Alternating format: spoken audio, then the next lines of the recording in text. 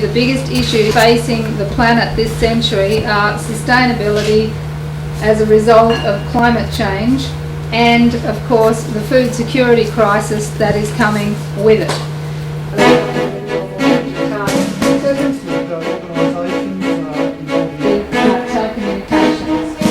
People got too much, they basically knew it was always. So the issue is, how can the Greens work with people living in rural and regional Australia to address the sustainability crisis, to make sure we sustain land so that it can sustain people in turn? And then secondly, how do we actually meet the food security crisis and the energy crisis to the benefit of people who live in rural and regional Australia as well as elsewhere in Australia and around the world? So we absolutely have to get off fossil fuels as quickly as we can, and there's another imperative for that, and of course that's peak oil. So you're going to see increased oil prices, you are going to see energy prices increase, because we are going to be having to get off fossil fuels, and the sooner we can get off them, the cheaper it's going to be.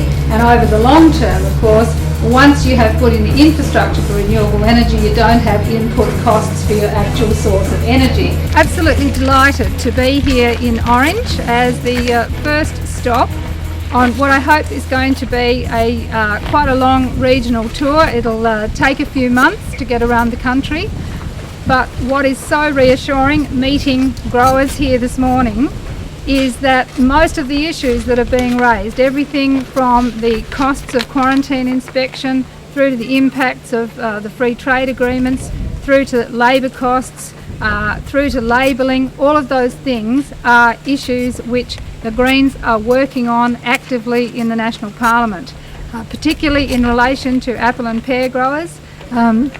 Concerns about New Zealand apples coming into Australia still are considerable, and the need to put money into research and development into apples and pears in particular, and of course to try and help to bring down those quarantine inspection fees, and skilling up the country to be able to do more of these things themselves at a cheaper cost.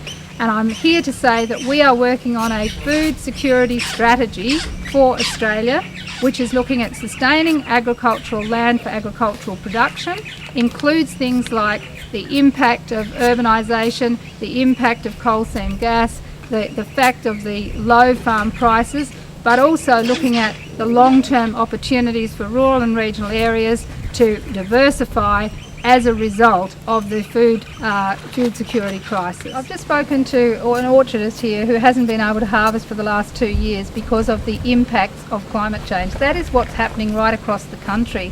Extreme weather events are wiping out people's capacity to produce. We have to address climate change, and the people absolutely at the forefront of that is the farming community. They're the ones already suffering the impacts, so they know, we know it has to be addressed. Carbon pricing is the most effective and cheapest way. If the coalition had their way, it would be taxpayers' money that would be being used to pay the polluters. What we're doing here is saying let the polluters pay, but recognise there will be some costs passed through, and our job is to try to minimise the impact of those costs. This issue of how to actually increase agricultural productivity or sustainability in rural communities with less and less input. That is the big productivity question for this century and for agriculture, and everybody recognises there's not going to be more agricultural land, there is not going to be more water. We have to get off the petrochemical fertilisers and so on. How are we going to actually increase production and have less input cost? That is the key productivity issue, and that is where we need the research and development spending to make sure that the kinds of innovation that Jeremy's just talking about that has happened here in terms of managing water can be rolled out at a bigger scale. One of the great opportunities for people in rural communities is to be able to supplement their income with renewable energy. I call it adding another crop to the rotation, and the advantage of renewable energy as another crop in the rotation is that you can actually sit on the veranda and watch it happen without having to do too much work yourself. And there are so many opportunities for that. What it will take, though, is appropriate local planning. It will take farmers talking with renewable energy companies to make sure farmers can go into either joint ventures or leasehold arrangements so that farmers actually get a permanent income stream. part of the conflict that has gone on in rural Australia with some renewable energy proposals is that farmers don't actually get a cash benefit in the long term.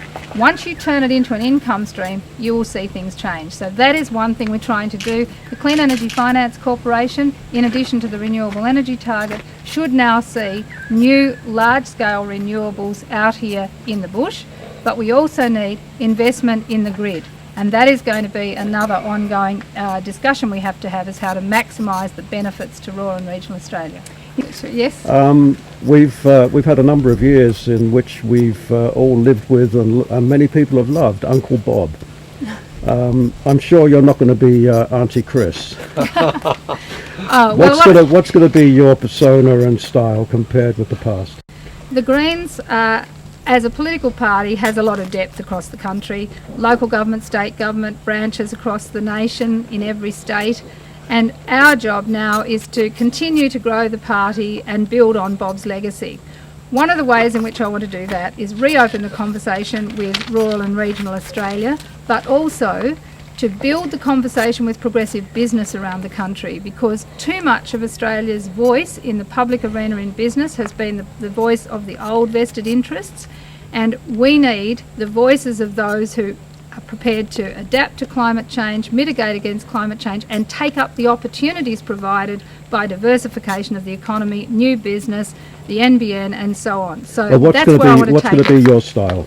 Tell us what your style is going to be. Okay, my style is inclusive, collaborative. I want to run a cabinet-style team, and you are going to see all of my colleagues shining in their portfolio areas, and you'll see a lot of breadth and depth in the team from the Greens under my leadership.